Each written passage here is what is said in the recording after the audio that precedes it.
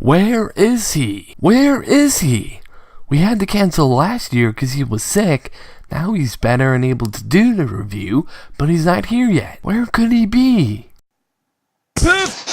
Yay, you made it! Sorry there, old chap. I had a few things that I had to take care of before I was ready to do the review, but now I'm ready and raring to get this Nightmare Night special rolling. Great! Then you can start the intro.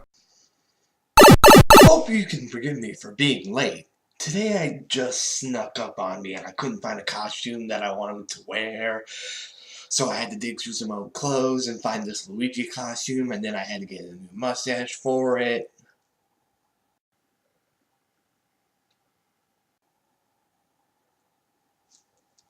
Who the fuck are you?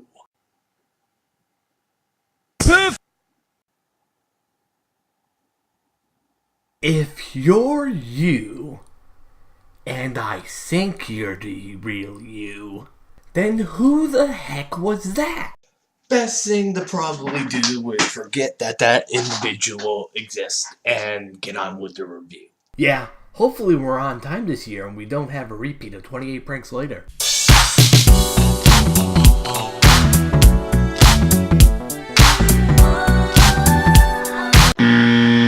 Good evening, my fellow bronies and Vegas sisters. Welcome back to the review show. And in theme with Spooktober, we will be turning back the clock as we dive into an old episode to see if it still holds up to this day. Of course, I'm talking about Luna Eclipsed.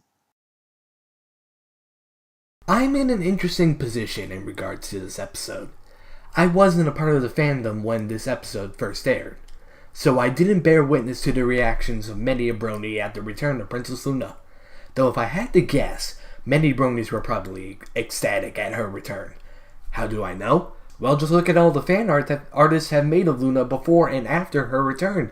This massive amount of fan art must garner some love towards a character we knew very little about from her first appearance. Maybe that's why many ponies were drawn to Luna, since they were all yearning to know more about this character. There was an air of mystery to this character that we wanted to decipher. Even though it was predominantly the main Six show at the time of this episode's airing, and the evil executives at Hasbro wouldn't let a previous villain get screen time, as it would have scared little kiddies watching this new iteration of the franchise, even though Fausticorn said that she had ideas for Luna in future episodes. Anyways, that's enough rambling in that department. I'll end it with, but that's just a theory. A pony theory. On to the episode, as we are introduced to a new holiday in Equestria, Nightmare Nights. Or, if you were not in the know, Equestria's version of basically All Hallows Eve. We got costumes, candy, and attractions as far as the eye can see. We zero in on Twilight and Spike, as they are the main focal point of episodes that have aired in the past. At the moment, Twilight seems to be pretty miffed that no pony was able to guess that she was dressed up as Starswold the Bearded, an important wizard of the pre-classical era that made up like a gazillion new spells. Ha! I wonder how past Twilight would react if she knew that she would end up meeting the Starswold the Flippin' Bearded. I guess a lot of before a nerdy freak out. Though I would like to tear apart one blurb of the text that she does mention about the father of the amniomorphic spell. Mainly, what the hey is the amniomorphic spell? If we split the word in half, we get morphic, a derivative of morph, meaning to shape or morph, and amnio. I don't know. The innermost membrane that encloses the embryo of a mammal? What kind of spell did Starswold make again? Hey, I think you're onto something though, Joe.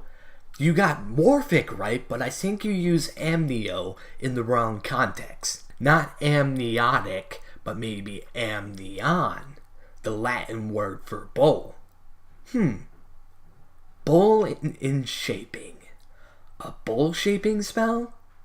What does that mean?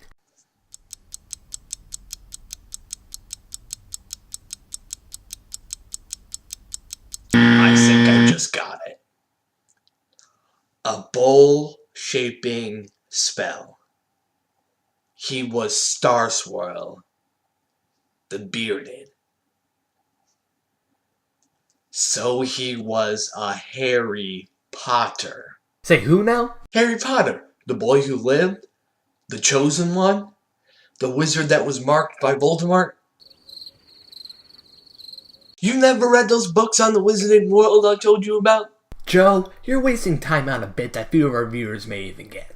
Let's just get back to the episode where Luna makes her entrance in a grand way. And I like what the animators did to Luna to evolve her from her appearance in Season 1. She appears taller and more built like Celestia, but has a darker tone in her mane and color, which is in stark contrast to Celestia's bright tones and soothing demeanor.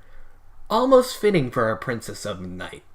Though it seems that everypony is not very thrilled to see her. What do you expect?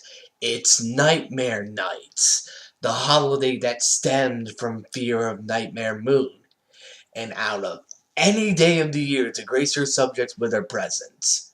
She chooses this night to arrive.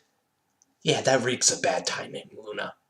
Not to mention that she came in on a chariot of darkness, pulled by two evil-looking bat ponies, cloaked in a cape made of bats, and she expects ponies not to fear her?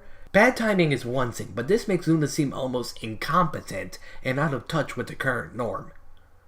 Which probably isn't too far off base when you consider she was trapped inside the moon for thousands of years, and how she insists on making my eardrums bleed while using her Royal Canterlot voice. Guess it's good that Twilight takes it upon herself, with the help of Fluttershy and Applejack, to get Luna back into the good graces of everypony.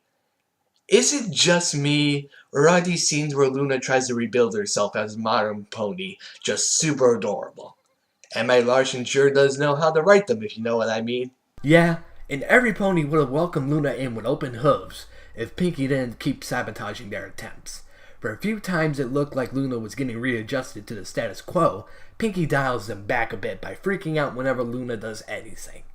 I can see why Luna snapped later on and was planning on canceling Nightmare Nights entirely. She just couldn't stand not being accepted by everypony. Maybe she still harbors that inferiority complex from when she was Nightmare Moon? Maybe. That makes a lot more sense than the reasoning that Pinkie gives as to why she was getting freaked out by every little thing that Luna did. 'Cause she says it's fun to be scared. It's Pinkie Pie, don't question it, man. I mean, is she wrong? I see you delve into the horrors a bit on your channel sometimes. Are you saying she's wrong? I'm not saying you or Pinkie are wrong. What confuses me is why it didn't occur to Pinkie that they were trying to help Luna readjust, and that she was stopping them from progressing in that direction when she was playing things up. That was really insensitive on Pinkie's part here. Well, the script called for it. This was season 2, Joe, so the writers weren't that well versed in the writing of stories for episodes. So they had to make a few things happen because they needed to happen to move the story along. Either that or Pinkie is just really, really dense. Anywho, Twilight gets Luna to play along with the spooks and scares of Nightmare Nights. We get a few adorable lines from Pipsqueak, Luna gets back in everypony's good graces, and that was Luna Eclipsed. A pretty okay episode, if you ask me. If I had to guess, many a brony gravitated towards loving Luna after this episode because they seen a bit of themselves through Luna. I won't lie and say that I haven't experienced being the odd one out in a group of ponies and having to relearn basic things to be less awkward around others. In fact, I think it says a lot about bronies. Those awkward, out-of-the-place fans of a show for little girls that were trying to find a place where they fit in this wacky universe we all have been a part of for so long. In fact, I think it speaks volumes on how this fandom has raised me up from the shy, nervous, not very talkative pony I was to the colt that's standing in front of you. I was a delicate little flower, but I bloomed into a budding individual just like Luna thanks to MLB. And hopefully, we can get more episodes just like this one in the future.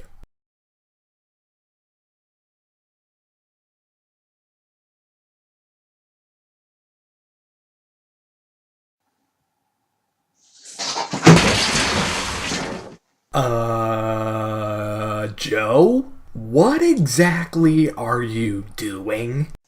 Getting a pillowcase, duh. It's Halloween, so I'm going to go out trick-or-treating in this. You didn't think I just wore this for the review, now did you? But you're in your early 20s. Aren't you a little old for trick-or-treating? Too old for free candy? Never.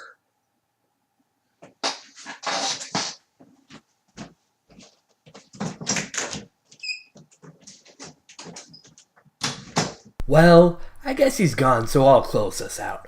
We've been Shojoe, and that has to do it for our Nightmare Nights review, everyone. Leave a like if you enjoyed, and why not suggest any episodes you want us to review in the future. Thanks to CadetRedShirt again for spooping things up and making the thumbnail for today's review again.